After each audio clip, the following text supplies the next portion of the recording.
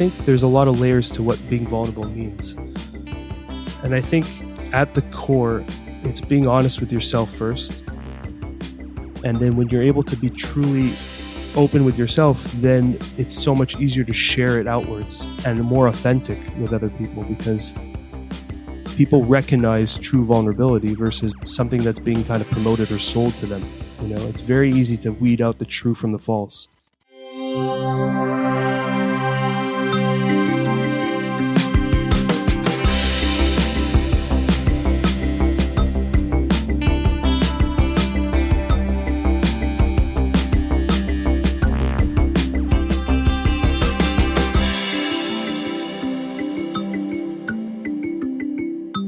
Thank you so much for making time to speak with me. I really appreciate it. Yeah, it's my pleasure. This is so cool. No, it's very cool. It was very gracious of you to agree to talk with me, because you do so many cool things that when I was thinking about how to introduce you, I actually was flummoxed. I thought, I'm not sure what the lead-in should be. I'm not even too sure myself. So many avenues to take. There are many. I definitely was thinking of you as far as podcasting and writing, because those are two things that are priorities for you for the moment, I know about. Yeah. So maybe we could just start by having you talk a little bit about how you first got into podcasting and why. I just always had deep conversations with friends for years, and it was just like a thing. We would always just get into these wild theories about our place in the universe and what reality is. And it all stemmed from so many modalities of thinking, and just the Shaolin monk way of thinking. We were always very curious about how they would just go about life and their deep meditative practices. So these always sparked really interesting conversations amongst my friends. And over the years, the people I would encounter, the same kind of conversations would come up, and just people I just met. And that's kind of how I met for my first podcast, Curious Chimps. I met Sammy, who you've seen him in a few episodes. Mm-hmm. I met him in massage school, and we just got into like some deep conversation about, is reality a matrix or a computer simulation? And then from day one, that's everyday stuff in massage school, I'm sure. Yeah, you know? It's like, so we're like, dude, we should start a podcast. And like we said it in 2016, and then 3 years later implemented it. And then just went on from there. Amazing. The episodes are fascinating. The people that you speak with and the topics that you cover are really, really interesting. Yeah, thank you. Yeah.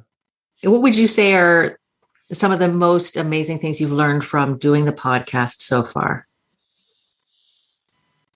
I would say there's a few. I would say mainly that people are super cool.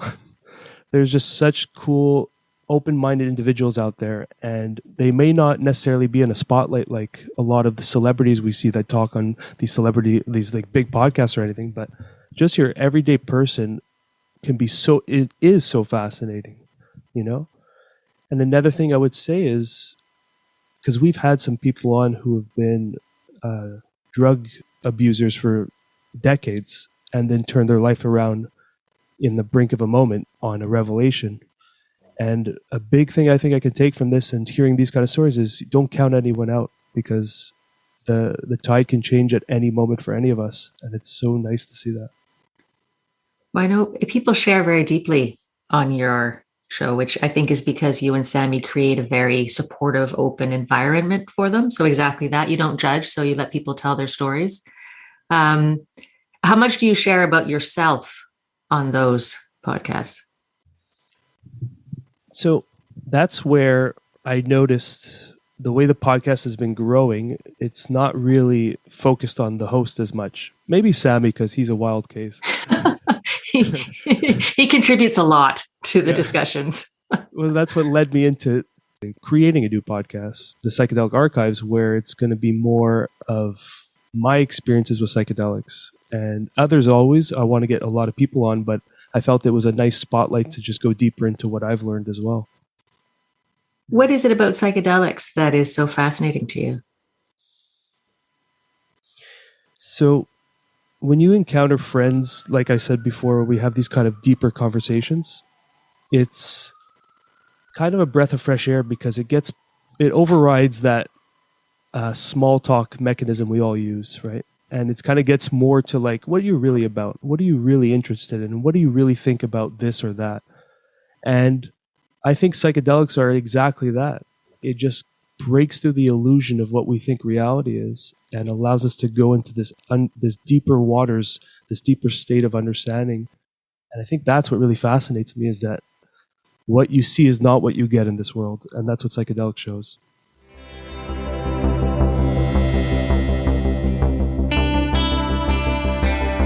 I watched your YouTube video about the magic mushrooms in the when you went camping with your friends.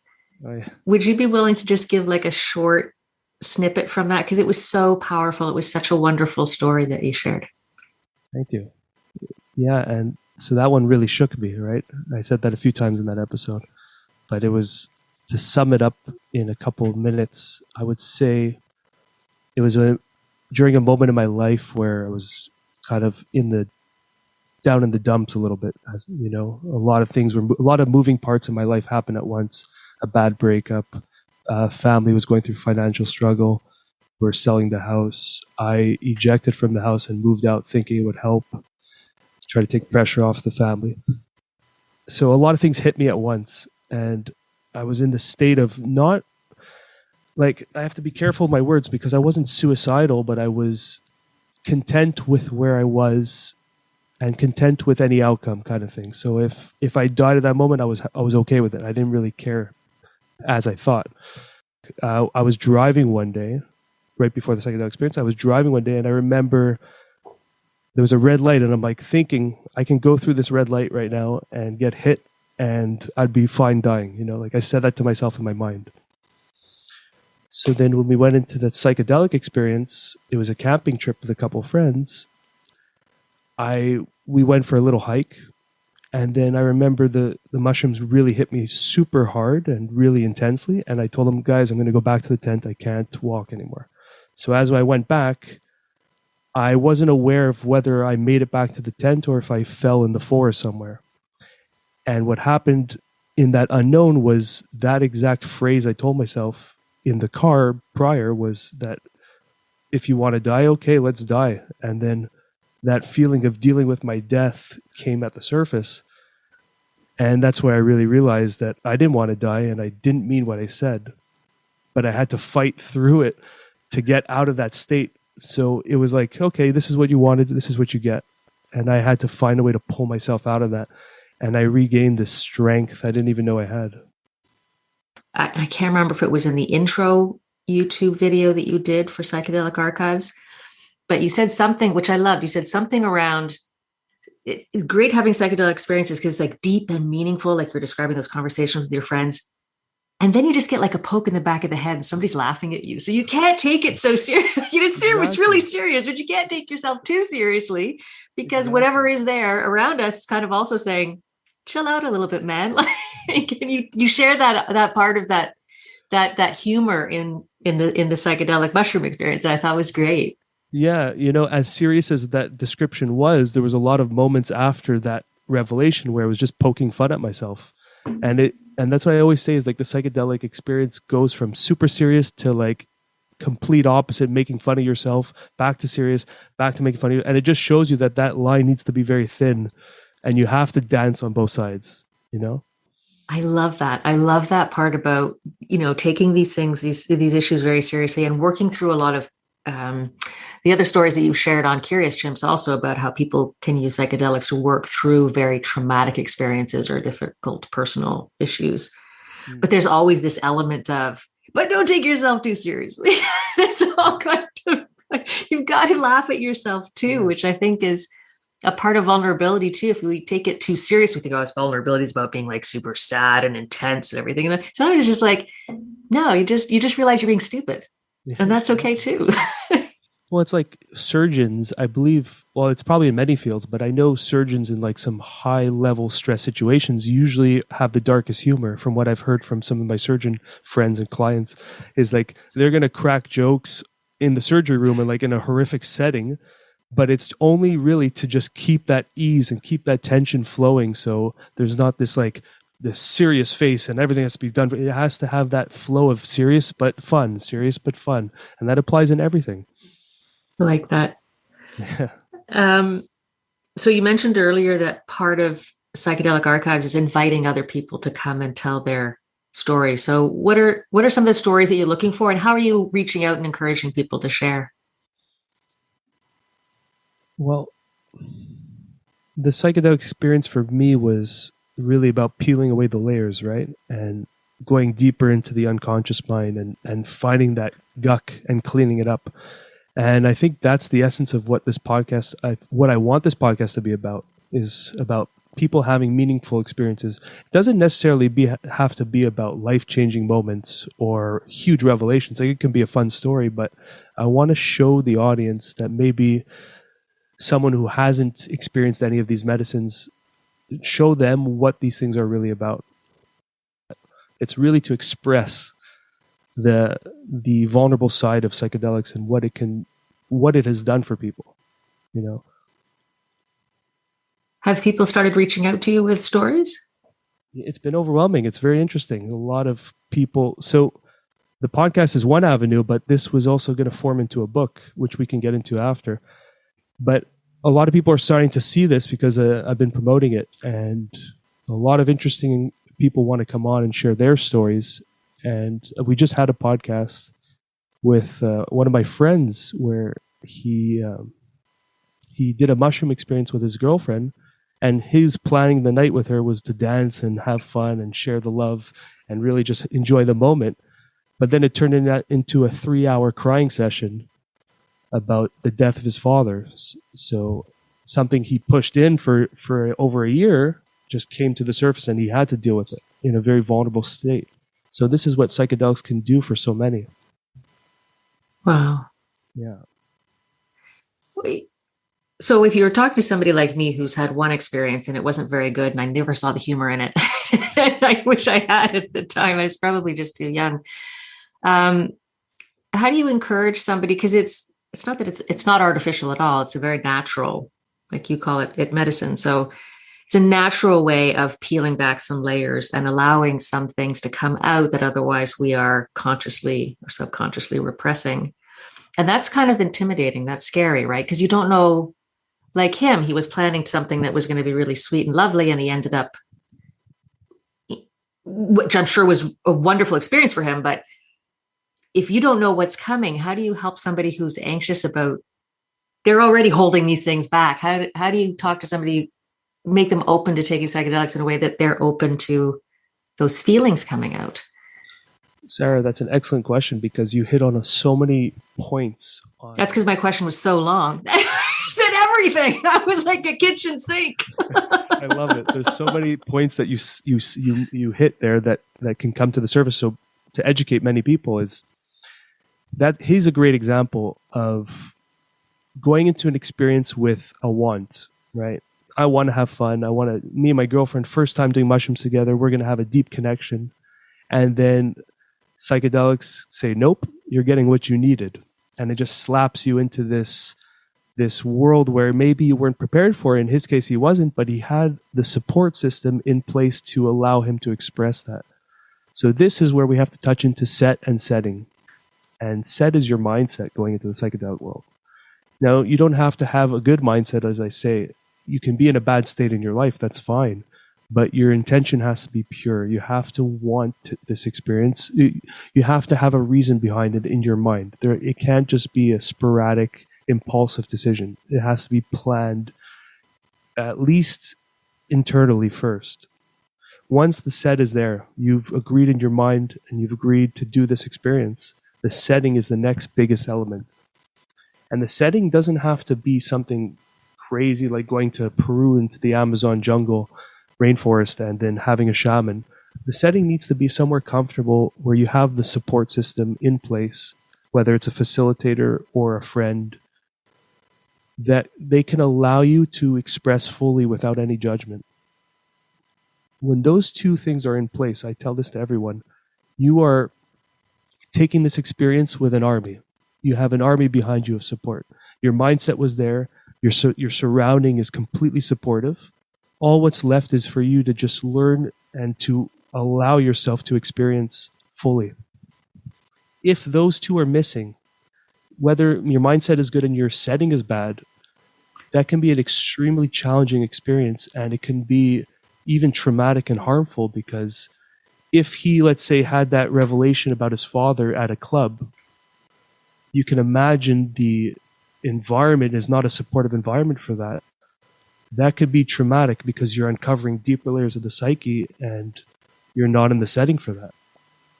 So taking these moments and these medicines in a ceremonial style way, where it's a safe place, you have no distractions from the phone or from external environment, and you have the entire moment honoring the experience, you're just amplifying the potential benefits you can receive from this. Not to say that it won't be a challenging moment. It's still going to be challenging, but everything else is taken care of. So all what's left is for you to take care of what you need to take care of, You mentioned the facilitator. What would be the role of the facilitator during that? So, okay. I don't know who listens to this, but allegedly I may facilitate. Let's say for the purposes of argument, okay, let's just say you do. I would tell people that I'm like the flight attendant. I will take care of all the physical needs. So I will make sure this, and that is taken care of. So you don't have to worry about whether or not you're going to get your next meal on the flight, right? Everything is taken care of. So I make sure in that space, everything's good for you. And then with that being in place, it allows you to just focus on the intense moment of what's happening. Knowing that everything around you is good. You're safe, you're comfortable. Nothing could really go wrong in the external environment. So it's really just about creating a safe place for that person, being present, being aware for them, and not interjecting as if you are some superior being or someone with superior knowledge that's going to guide them, but someone that allows them to guide themselves. I think that's the real role of a facilitator. Okay, that's interesting, because in my world, in corporate training, a facilitator has a more proactive role, right? Like they're sort of creating the experience and they're guiding people through it in an interactive kind of a way. I like the flight attendant metaphor because I imagine the passenger sleeping. So the passenger sleeping, they're not interacting, but the flight attendant's making sure that like no one bangs their ankle with the trolley as they're passing by, and that, maybe they would like to have a blanket. They put a blanket near them, and they do all those things to make it comfortable, but they're not interacting with you while you're having that experience. Because I imagine psychedelic experience is very internal. Like you're not interacting with the environment outside of your body, are you? So that's a good one. So you touched on the flight attendant taking care if the person's asleep, but then also knowing that there's a light button or a button you can call the flight attendant if needed. And then that whether that moment where the person's being protected, whether they're sleeping or not, there's still moments where the flight attendant will come in and check in with a drink or food. Okay. So coming into the psychedelic world, there is moments a facilitator needs to be the facilitator in all senses of the word. If the person's having a very difficult experience, whether they're having a breakdown in a sense of old traumas, the facilitator needs to have the experience and the understanding to know to maybe help that person through that moment, because it is a very vulnerable state. And the psychedelic experience isn't always an internal experience. Sometimes the internal just comes out comes out of you, and everything is on the table out loud. So having that environment set and safe by a facilitator will allow you to kind of work through things together if needed, Okay. Because I've seen some people where they've had suppressed traumas from childhood, where it was like a very religious family, and his whole life felt like he's being pushed into a container. And then when you suppress something for long enough, it explodes out, right? Yeah. And it just erupted in the ceremony. And I was very much needed to actually do more than just flight attend. I had to really kind of use every tool in my belt to help him, Okay. And it was actually at some point even physically restraining him so he doesn't hurt himself. Yeah. Oh, wow. There's a lot of responsibility to being a Yes. facilitator then. Yes.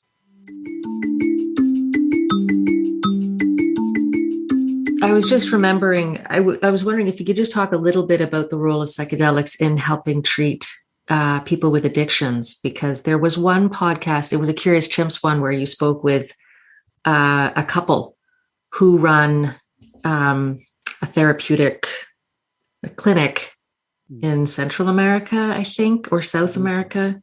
Yeah. In Mexico, I believe. It was Mexico. Okay. And there was just some incredible stories about how they had helped people who were battling addiction. So they were specifically serving ibogaine. Ibogaine is a type of psychedelic that comes from Africa. It's a root. And this is, in the psychedelic world, many people have heard about ayahuasca. And ayahuasca they call the mother plant or the grandmother plant. And when you even do it, it has a very motherly-like feeling behind it. It's very warm and nurturing. And it will show you your traumas in a very nurturing way. So it's like you're seeing some horrible moments in your life, but with a hug the whole time. So it's very nice. Not always. Not always. Right? And then ibogaine is, they call it the father or the grandfather plant. And that's a little bit more aggressive, a little bit more of that masculine energy, whereas just we're going into this and there's not much hugging involved. Okay. Not to say fathers don't hug, it has that energy behind it. Okay. And that's reported from so many. And so, for example, the experience is like about 30 plus hours. Wow. Ayahuasca is like 7 or 6 hours. And in these 30 hours, so much comes to the surface, right? So much is revealed. And for someone who's a drug addict, there's just so much room to work through whatever it is that was causing these addictions in such a long period of time, 30 plus hours, where they can really get to the core of a lot of issues. And there's also some mechanism that it actually does in the brain, which I'm not too familiar with. So don't quote me on any of this, but it does rewire some mechanism in the mind and kind of fixes the wiring so it turns off that addictive mechanism. And there's a lot of science coming out that's actually backing that up. It's really fascinating. Yeah. Oh, I like, because I like the idea. I mean, psychedelics has a biological impact, that what you're talking about right now, that effect. But I also find it really interesting that it facilitates therapy in a way, but it's self-driven. There isn't a therapist. A facilitator is not a therapist. So all that work, that 30 hours of work, is that person doing the work for themselves in a way that in everyday life, they either can't or don't or won't. But with psychedelics, for some reason, it releases it frees them to be able to take therapeutic care of themselves. It empowers them. Empowers them. It really brings back. And so for a drug addict, what have they been losing and missing was empowerment, feeling like they were worth anything. A lot of the times that's the driving mechanism behind someone who becomes very addicted to very toxic substances, is they just hit rock bottom in society or wherever, whether they had a falling out with family members or just a really hard life in general. They feel at the bottom, and then they're just, the cycle is to feel good. And at that level, drugs like a heroin, for example, is the first thing that will give them that feeling of good. So then what psychedelics like an ibogaine experience will show these people, no, you're still worth it. You were never not worth it. And it will bring back that sense of purpose to that person's life. You know? Amazing. Yeah, very cool. I think it'll be really interesting to start listening. I love listening to your stories on the Psychedelic Archives, and it'll be really interesting to hear other people's stories and people who just are kind of, I would think, brave enough to step up and start telling stories, not only that they've been doing psychedelics, but also that the nature of the kinds of stories they're telling, I'm assuming, are going to be pretty deep and personal and emotional.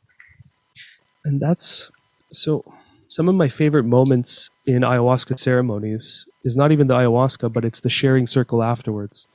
You know, after the long weekend of two ayahuasca ceremonies and two breathwork ceremonies, we have a sit down in a circle and we just share if you would like to share. Say some words if you want to. It's not obligatory.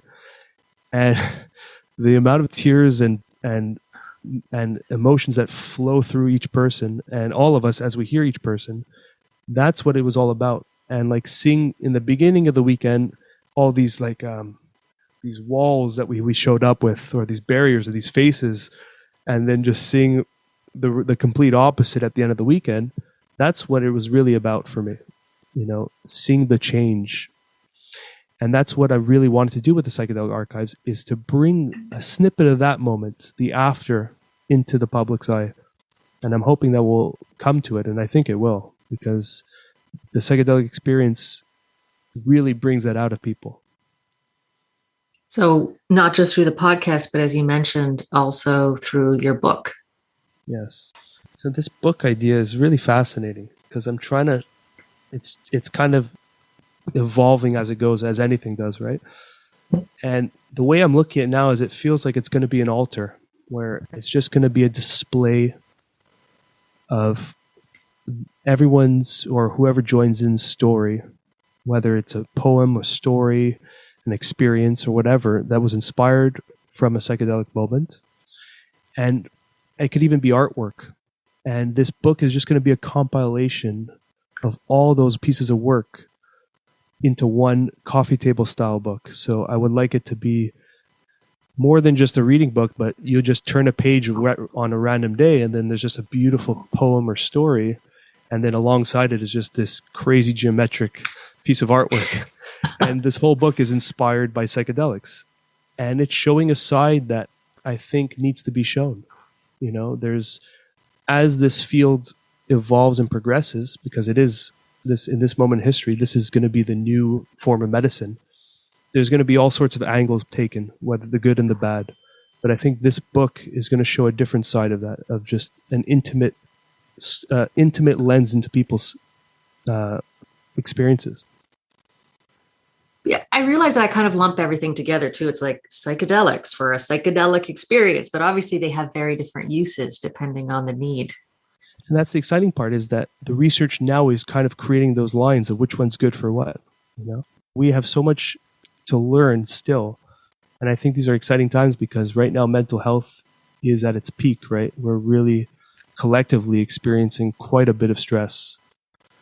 And a lot of people are feeling it, and that's it's interesting to speculate on as these kind of things are at its peak. All of a sudden plant medicines is coming to the surface too.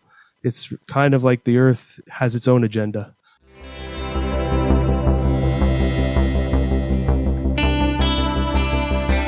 What do you think about the idea of psychedelics being practiced for becoming more vulnerable? There's many benefits to it, but maybe one of the things can be you get more used to being in a state of open with your emotions and yourself and get better at being okay with that. Well, I'm a living example of that, Sarah, and you're fortunate enough to meet me in this part of my life and not when I was crazy ego-driven maniac. I'm still a maniac. I was going to say, you're still a maniac, Nate. Not a crazy ego-driven one at all. Not ego-driven at all. And that was the different driving force, because it wasn't that I had a hard U-turn in my life. It was just the intention was more pure, but I'm still that crazy maniac. But what psychedelics did for me was put me in tune with that feminine side of myself, And when I say the feminine side of myself, I mean the energy of being more open and honest to myself and nurturing, and not just push through, man up, let's say, or have that kind of alpha kind of persona where I need to show how good I am, and that was a mechanism I've been driving on for years. And then what psychedelics did was, hey, let's not live our lives trying to impress others or trying to be accepted by everyone.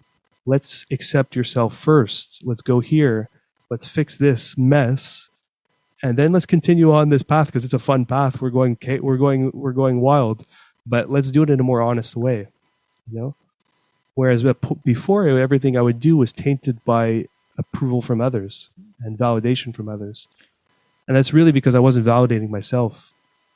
So I think for me, psychedelics has been a lot about giving myself a pat on the back, giving myself a hug.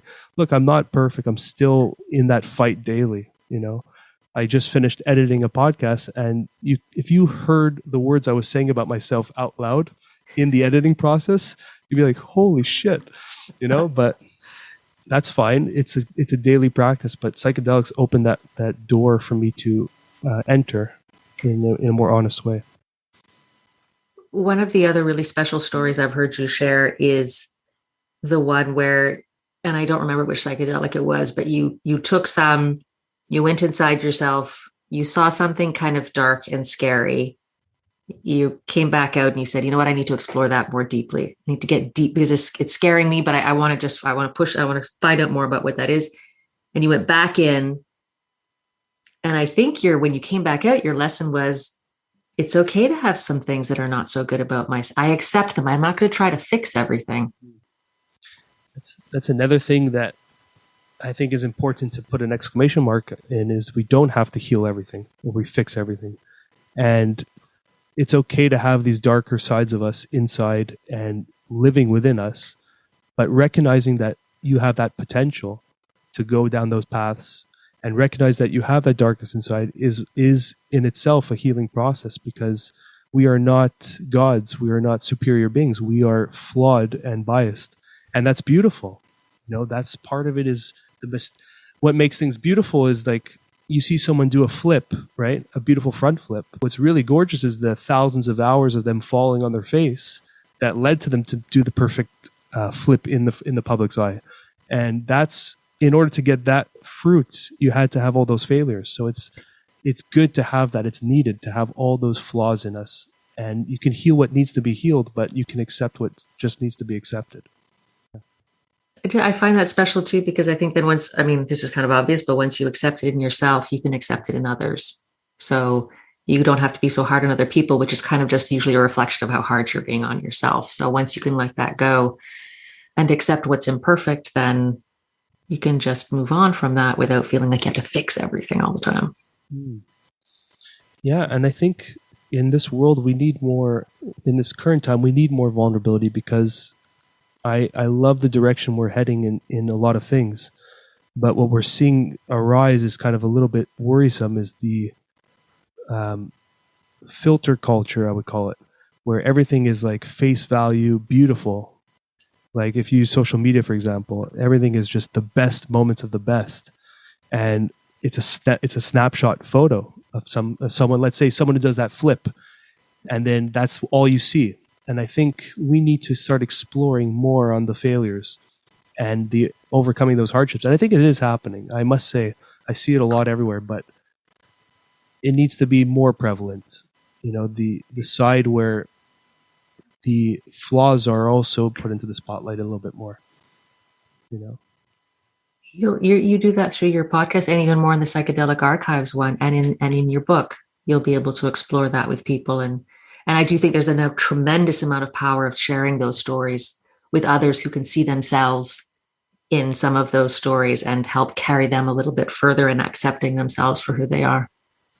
And I think things like your podcast and my book and other people's work is kind of chipping away at that in the world. And I think these things have their place, because someone can jump in on this conversation or your previous conversations, and it's a 20, 30 minute, sometimes an hour clip, and then they're going to learn something about a complete stranger and see a side of someone they don't even know and see the vulnerability. And then through that, they can be a little bit more okay with themselves, a little bit nicer with themselves.